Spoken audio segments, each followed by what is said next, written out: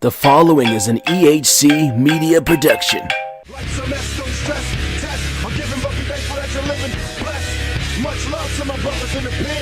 See you when I'm free, if not when they shut me in. Once again, it's an all-out scrap. Keep your hands in the gap. Now your boys watch your back. In the alleys out in Cali, I'ma tell ya. Mess with the best and the best couldn't help you. Scream if you feel me. See it clearly. You're too near me. Holler if you hear me. Holler if you hear me. Hello, everyone. Welcome to episode 2 from season 2 of Whenxt, your weekly who, what, when, where, why, how, what's going on in the land of Full Sail for NXT. And sorry, I'm a little tickled right now. Recording this in my new apartment here in Long Beach. It's been going fantastic. I love the new place, love the location, nice little apartment, my lovely girlfriend. It's been really fun these past 3 weeks being here, and I just feel my quality of life getting better. Her bed has fixed my back. That has been aching. So lovely. And I just can't count all the things on both hands that I have that I'm enjoying in this new chapter in my life. So that's great. But I say that because my lovely girlfriend Josie is asleep and trying not to wake her up, but I think she could sleep through a hurricane. So I think I'm okay. You all right over there, Josie? Yeah, I'm fine. So let's get into this week's show. I didn't review last week's episode of NXT. They usually do the review shows where they throw to a bunch of video packages about what happened at the takeover.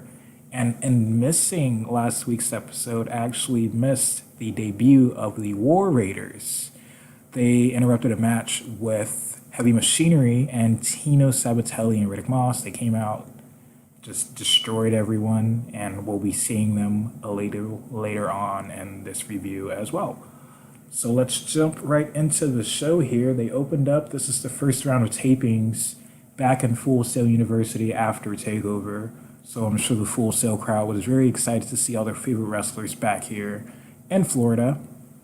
Speaking of their favorite wrestlers returning, hey, Johnny Gargano and Candice LeRae make their way into the Full Sail arena. Loud reception for Johnny Gargano. Welcome back chants. Every positive Johnny Gargano chant under the sun that is in existence. It was said here, and what a great reception for him. What a great feeling to be gone for several weeks and to come back to Full Sail and be welcomed with open arms by the crowd. He has his beautiful wife in the ring with him, just smiling from ear to ear. And this is great in the story to see the struggle of where he was and to just see them together now. So happy. It's fantastic. So they go on to state that he's back here in NXT. He has his life back. And there were only 2 words that defined him over the past several weeks. Tommaso Ciampa. And now that he finally has that monkey off of his back, now that he has finally gone through the most intense 37 minutes he's ever been through in the wrestling ring, he's ready to look forward. But before they do that, he states that there is some unfinished business between Zelina Vega and Candice LeRae. Later on tonight, we're treated to the debuts of both of these young, beautiful, talented ladies in the main event to come.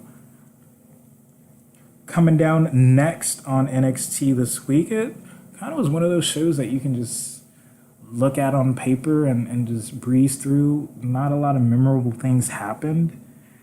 Coming up after that was a match between Ricochet and Fabian Aichner. This was definitely something memorable. Ricochet's entrance just looked like he was coming down from some planet in the universe, descending from the heavens. The lighting treatment just circling around him as he had his hand up in the air. He looked like a made guy here. They really made him look like a superstar in his entrance. And I was watching this, just knowing myself and everything I love out of professional wrestling, just this allure, this grand entrance he's putting on. I hated it because I loved it so much. I was like, gosh, this Ricochet guy, I've seen a few of his New Japan matches, a few of his matches in any other promotion, and I feel like I am being given everything I've always wanted in a wrestler. I feel like I finally am getting that here in the WWE, which has been my home base for wrestling entertainment. I've ventured and watched Wrestle Kingdom. I've watched Ring of Honor from time to time, but WWE and NXT have always been my main source of professional wrestling. So to see Ricochet step into my world where I could look him over and enjoy his work, very excited to see what comes from him in the future. And to put him up against Fabian Aichner, a proven competitor. I believe he won the Future Prospects Award when they had the NXT Awards they gave out at the end of the year last year, because everything Aichner touches has been great. Unfortunately, I believe the only victory I can recall was he against Andrade when Andrade was on his storyline slump. But Aichner here against Ricochet did not look bad at all. After the entrance, Ricochet showed nothing but ability and agility as he transitioned between each move. You know, the kip up into the backflip Hurricane Rana spot, followed by a blastful drop kick. We've seen him do this multiple times with Will Ospreay and many others. This, 5 moves of doom setup, but his 5 moves are quite spectacular. The front flips, springing up randomly and getting caught and thrown into plentiful gust busters and whatnot. There was a spot in the match where Ricochet got shot off the ropes. Aichner threw him up, caught him, and just delivered this sick gust buster across his knee. Ricochet bounced about maybe 3 or 4 feet off of this guy's knee, sold all of the offense he took very well here. Ricochet made Aichner look like a monster in this match, and I appreciate that. Aichner was getting a lot of offense in, and he was obviously put over as the more powerful of the two, and there were a lot of comparisons to Bruno Sammartino. One thing I regretfully forgot to mention was the opener. They had a graphic in loving memory of Bruno Sammartino, which was a nice touch. I am very happy that they touched on that. I'm sure that in the coming days on Raw and SmackDown, we will get a proper tribute video or even a 10-bell salute for Bruno Sammartino. He is a very prominent, important figure in professional wrestling, and this graphic we got at the start of the show, I feel, was very post-production, very rushed. They had to do something. They didn't know that he was going to pass away a week ago. And I wish I could sit here and say more heartfelt, pure things about Bruno, but I'm not an old school wrestling fan, and I can't sit here and praise his body of work.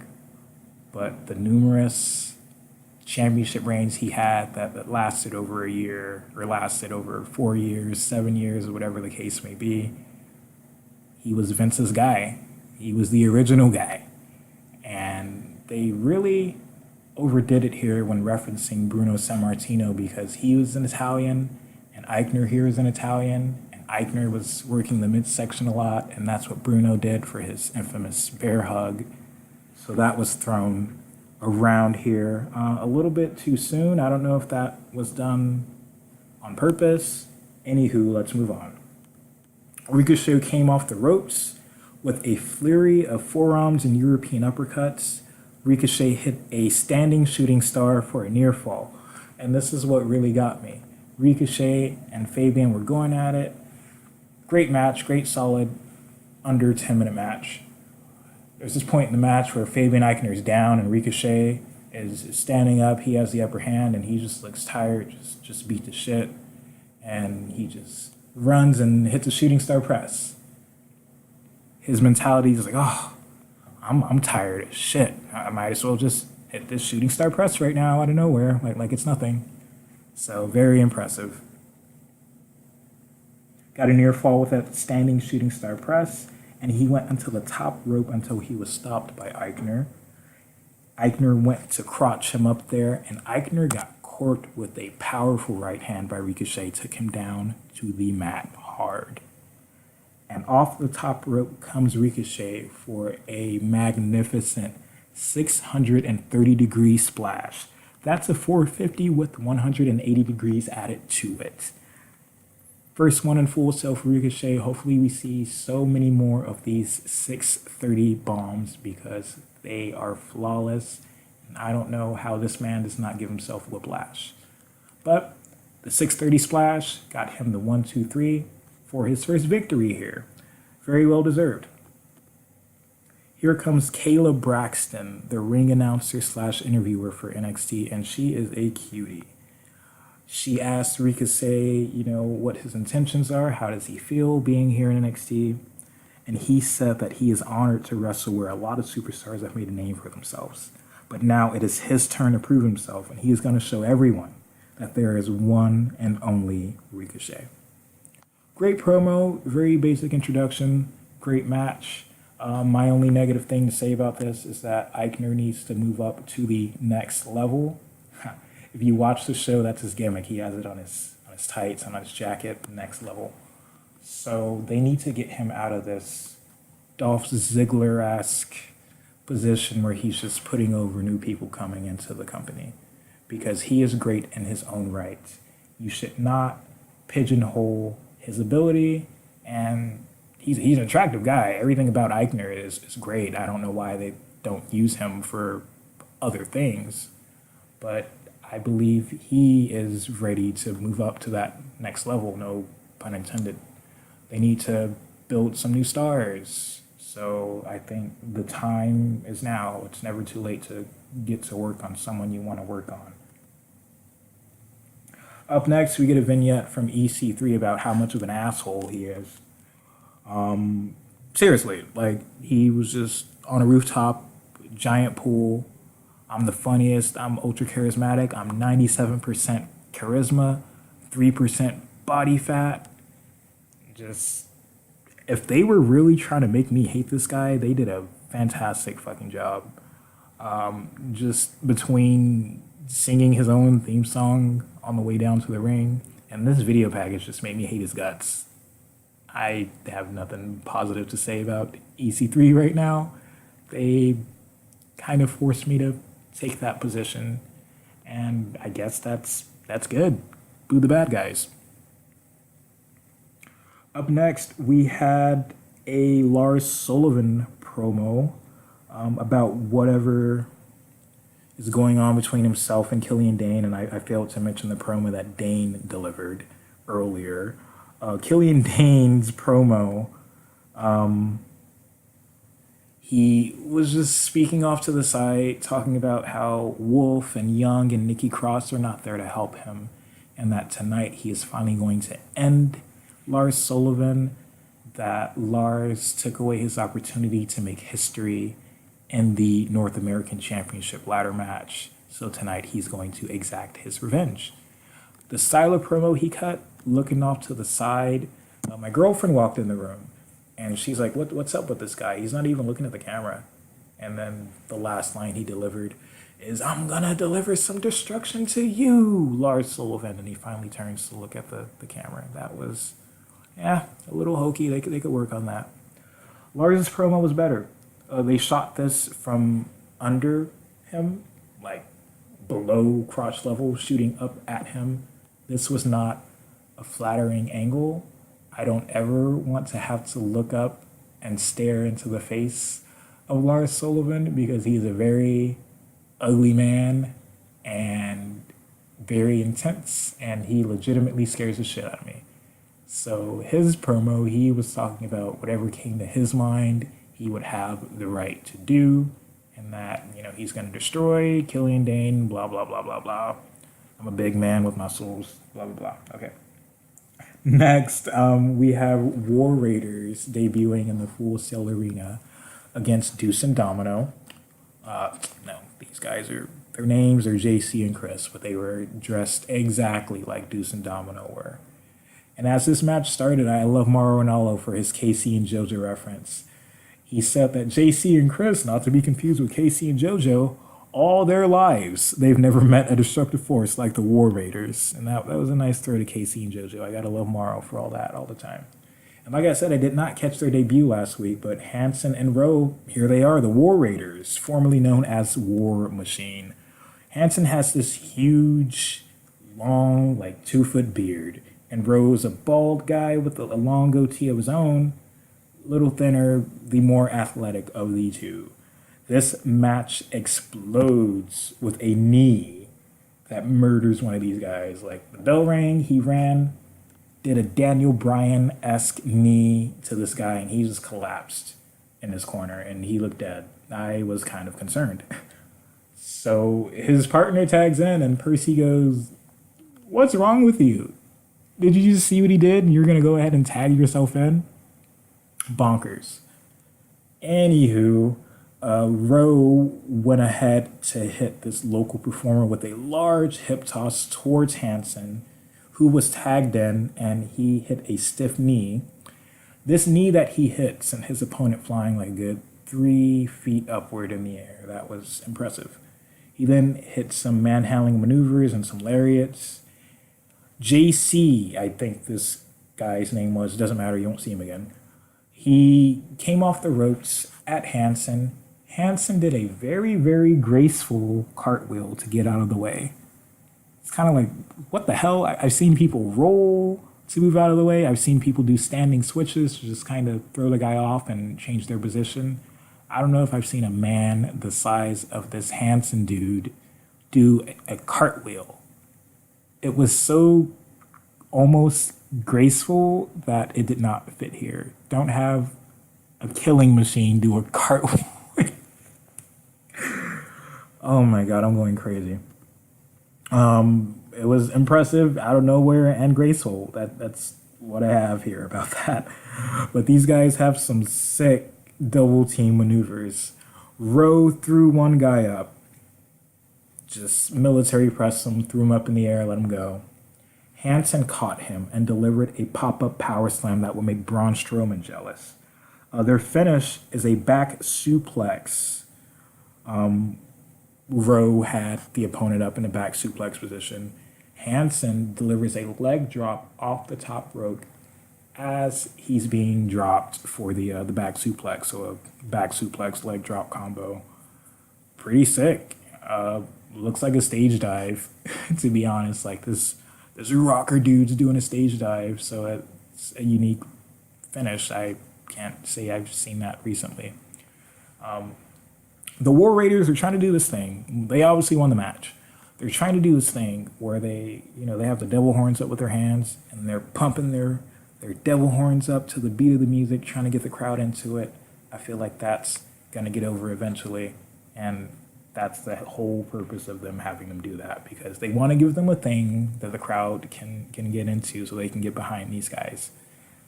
And I hope that these guys do well. They mentioned that they won 2 tag team championships in New Japan. They've won championships in Mexico and all over the world.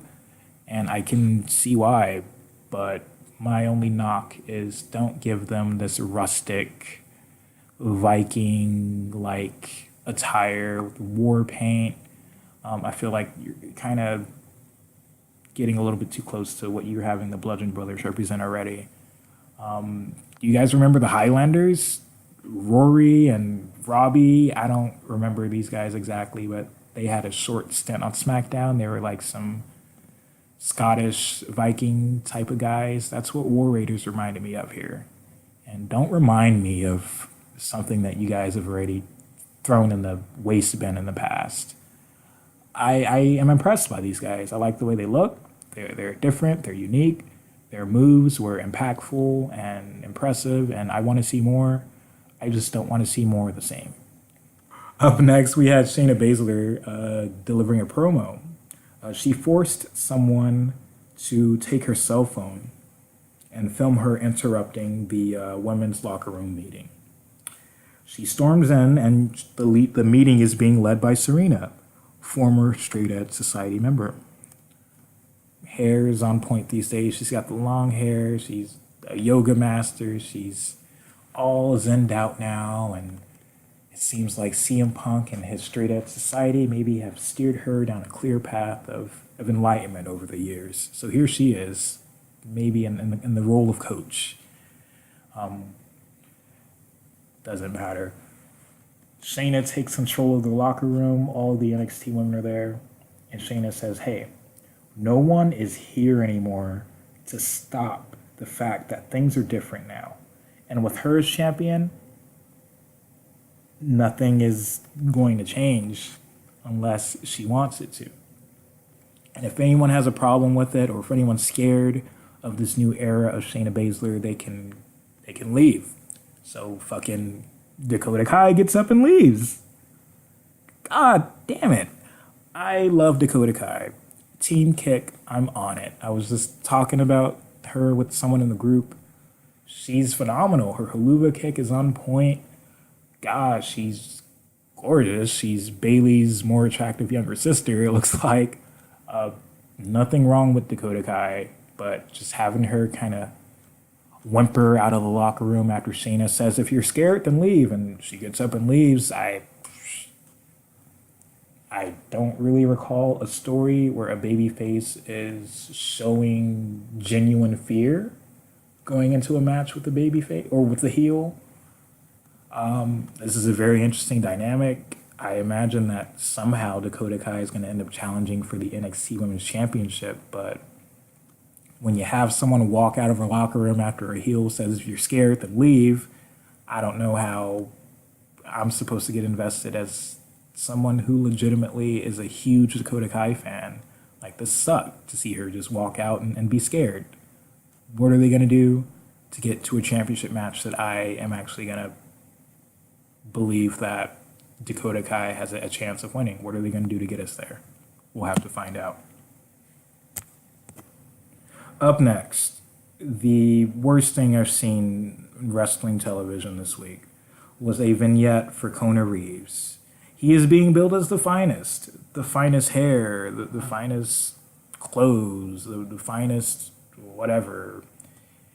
This repackaging of him makes him look like a total sleazeball used car salesman with a heroin issue. I'm not really looking forward to seeing him debut in 2 weeks. This gimmick looks like a recycled version of Tyler Breeze. Legitimately looks like the Walmart version of Tyler Breeze. Hopefully it's meant to be terrible on purpose. And it could be one of those things. They had vignettes for several weeks about this guy, Dan Matha. Just some huge foreign motherfucker they found. And they were hyping him up. They were going to put him on TV. They just showed very vague silhouettes of him.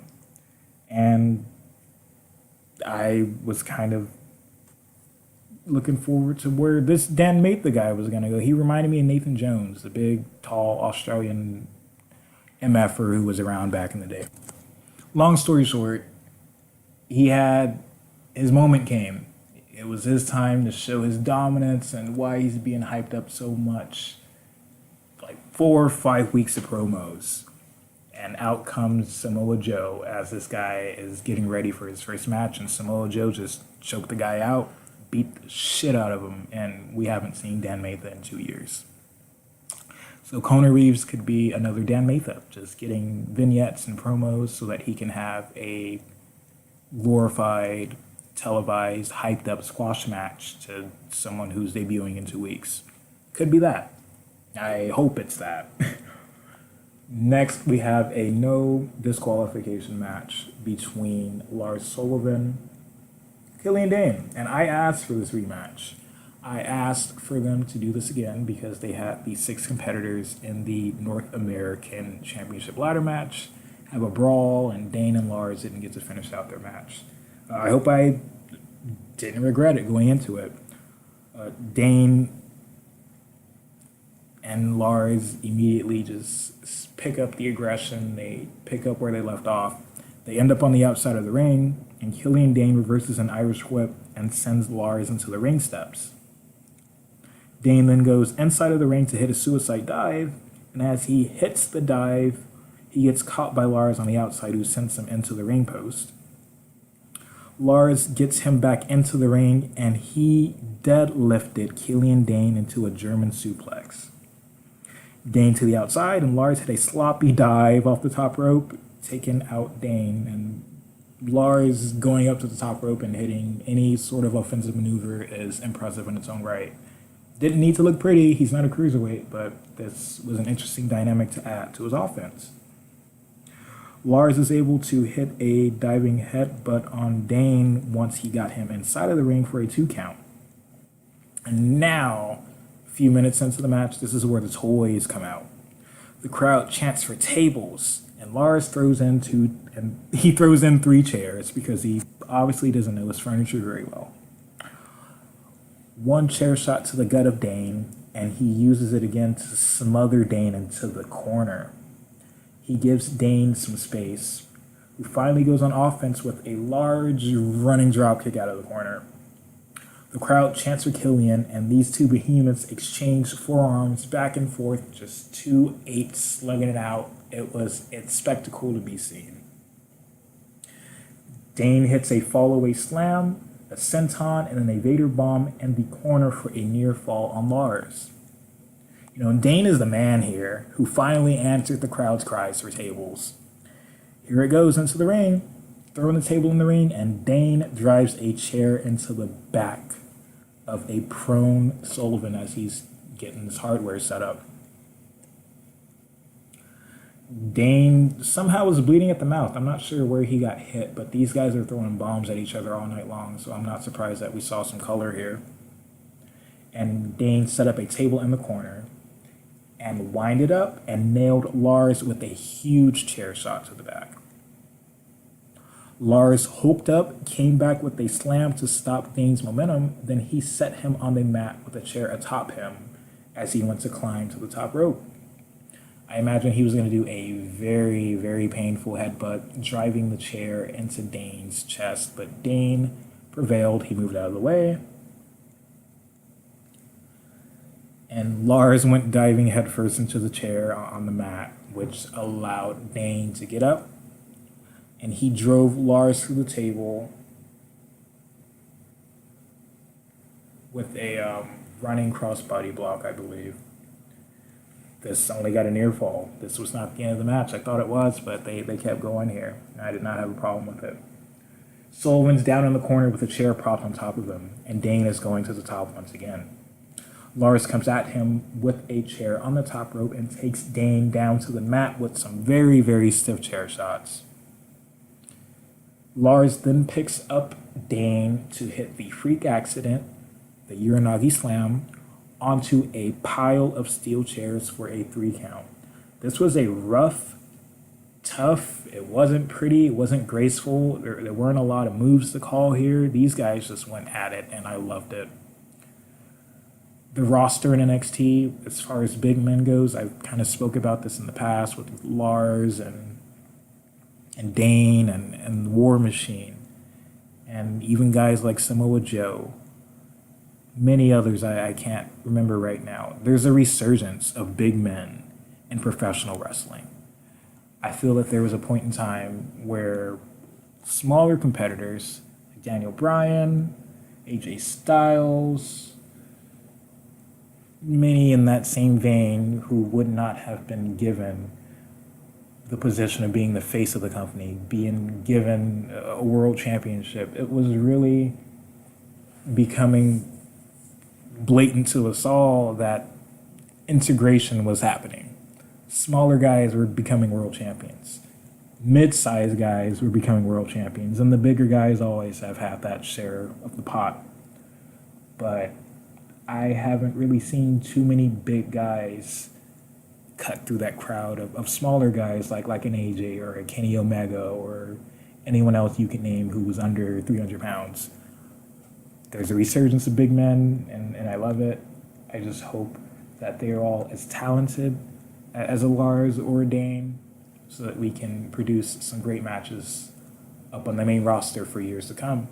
We don't need to see Kane and Big Show style of matches in the next few decades. Let's break that stigma. Let's have these big guys go out there and impress us and give us the spectacle and that channel flipping, stopping ability to bring new fans into the sport that we love so much. The big men on TV would easily capture someone who's flipping through channels and just say, hey, I'm going to stop and see what this freak's going to do for a second. So there's my stance on that. Moving onward, we had Candice LeRae against Zelina Vega for the main event. There was a video package of Andrade and Gargano's history and how the women played a role in the storyline. Specifically, they focused on Vega's interference and the introduction of Candice LeRae into the storyline to counter her. Now, the match started, and I was very excited to see Zelina Vega in ring attire, but I haven't had a chance to rewatch the match. I'm just calling it from memory here. What I did not like is that they gave these two women, like you go into create a wrestler and you just copy someone's moveset. I felt like they did that for these two women with their respective men. Zelina was doing Andrade spots, and LeRae was doing Johnny Gargano spots. That's all I really remember in this match. They had a decent match. It wasn't a stinker. They didn't botch anything. It wasn't boring. I just didn't like the fact that I felt like I wasn't seeing Candice LeRae against Zelina Vega. I just felt like I was seeing Andrade and Zelina's body against Gargano and LeRae's body. LeRae won the match. She went and put on the Gargano escape to Zelina Vega, and Andrade came out earlier in the match to run interference. Gargano hit a head scissors into the Gargano escape, and what a beautiful sight. Zelina and Andrade are tapping out at the same time to Candice and Johnny to send the crowd home happy here. Gargano is finally happy. He feels so vindicated, like he is accomplishing so many goals as of late here in NXT. And he is so happy to get Andrade and Zelina off his back. But looking forward, he mentioned earlier there was a new champion in the land of NXT, and he's calling him out. Aleister Black, Gargano is coming for you, and we did not have to wait until next week to see what Black had to say about that. Here comes Aleister Black with his championship, looking murdered out in all black. This guy fills out his suit very well, and that championship gold looks great on him. He says, hey, Gargano, you want me next week? Guess what? I'm gonna give it to you. So I'm presuming we're gonna see a championship match here next week between Johnny Gargano and Aleister Black. And I believe these two have been in the ring together before. They've done some great things. A singles match next week? Yes, please. I'll take it. So yeah, a bunch of good stuff there. And that was really it for this week's episode of NXT. I'm trying to think of some news or hot topics to go over because, throughout the week I see a lot of things and, I want to post about this on the page and I'd rather talk about it. Just looking here, speaking of NXT, the former NXT champion Neville, I miss Neville dearly, and he's just sitting at home waiting out his contract. It seems that WWE, they're not letting him go from his contract, and they even have the potential to freeze his contract for walking out on them. I previously heard that they were reaching some deals, that they were getting close to negotiating him being back on television. Obviously, that hasn't happened yet, and that's quite disappointing because Neville is one of the most talented individuals to walk into Full Sail University for NXT, and to see an NXT champion, a very damn good one, walk out like that and not be present when he could have been so much more than that, and the Cruiserweight champion, it's disappointing. They really fucked up Neville bad. Next week in NXT, we have the Undisputed Era coming back to Full Sail with the addition of Roderick Strong. They are going to have a State of the Union, so to speak, and address the crowd, address why Roderick Strong did what he did. There was a backstage vignette where Pete Dunne said that he would return to NXT in a few weeks, and he is going to respond to what happened to Roderick Strong turning on him. And I think he's going to bring some friends with him. And we also have Oni Lorcan challenging Adam Cole for the North American Championship next week. So that should be a fantastic match. Oni can do no wrong. Neither can Adam Cole. And there you have it. That's about all I can think of for this week's Whenxt. Sorry, I've been tripping over my words. I'm getting over a sickness. I had a sore throat, and it is pretty late here at night. Just got off work a few hours ago. Had a very, very crazy shift, but I wanted to bang out an episode for you guys. So I'm going to end it here. Thank you guys for tuning in. I will catch you guys next week on a very, very improved, refreshed, quaint, relaxing, more polished edition of Whenxt when I'm not half asleep. So thanks, guys. I will catch you later. Have a great week. Take care.